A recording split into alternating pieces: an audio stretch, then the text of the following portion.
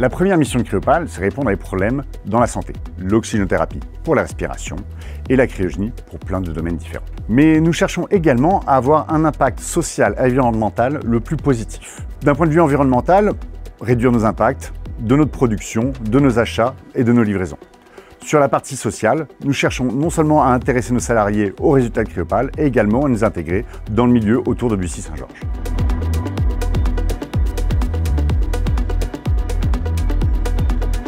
Aujourd'hui, Cryopal achète une grande majorité de ses produits en France. Donc déjà, on minimise les distances de transport entre nos fournisseurs et nous. Nous avons également la chance d'avoir des matériaux qui sont relativement faciles à trier. Donc nous travaillons dessus, être sûr que l'ensemble des matériaux que nous utilisons sont redistribués au bon endroit et retraités de la bonne manière avec nos partenaires. Enfin, on travaille aujourd'hui pour avoir une nouvelle offre pour nos clients pour faire du recyclage, récupérer leur matériel en fin de vie et s'assurer que ceux-là également sont totalement recyclés.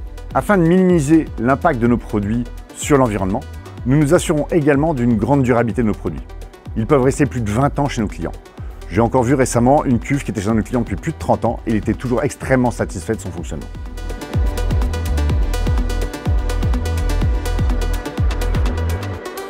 Cryopal a découvert un petit peu le milieu de Bussy-Saint-Georges en sortant d'Air Liquide. Depuis cette sortie, je suis personnellement impliqué dans un programme qui s'appelle Territoire d'Industrie, qui est là pour redynamiser le tissu industriel autour de Bussy-Saint-Georges avec les différentes communautés d'agglomération. À cette occasion, on a également rencontré énormément d'écoles et nous nous sommes dit que c'était intéressant de leur faire visiter et découvrir Cryopal, de redécouvrir ce que c'était que l'industrie et comment cela fonctionnait. On a également un rôle là-dessus pour redynamiser ce tissu et faire comprendre aux gens que l'industrie, c'est une belle chose et une chose productive pour la France.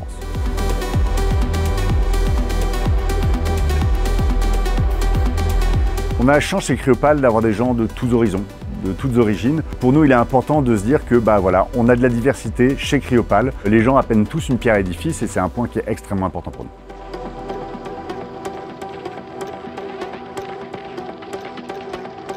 Le travail sur l'industrie, c'est hyper important. De se dire qu'on va faire monter en compétences des jeunes talents qui vont venir travailler chez Cryopal et dans la durée, construire et développer Cryopal.